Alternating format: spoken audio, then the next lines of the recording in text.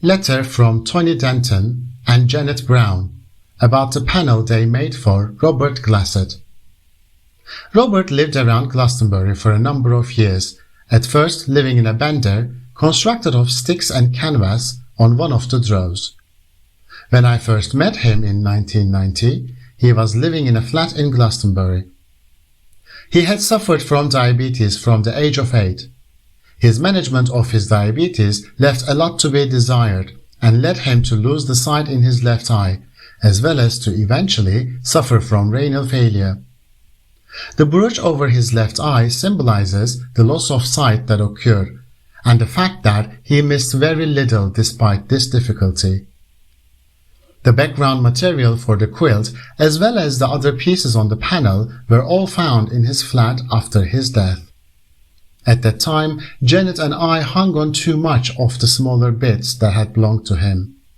A lot of his belongings were passed on his friends who live in the Glastonbury area. It was only when we started putting the panel together we realized that we had hung on to these bits without knowing why. The two painted parts of the panel portray as follow. A copy of a pencil self-portrait that Robert had done of himself many years ago, which we found when we clearing out his flat after his death.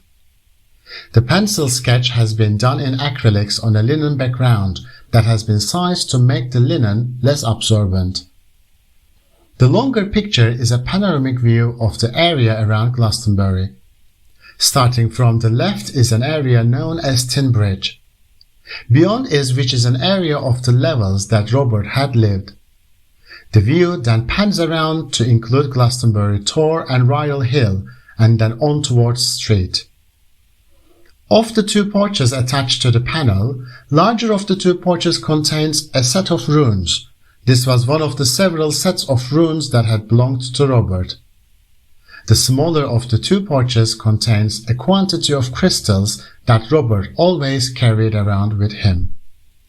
Janet Brown, Body Somerset AIDS Advice, and Tony Denton, social worker.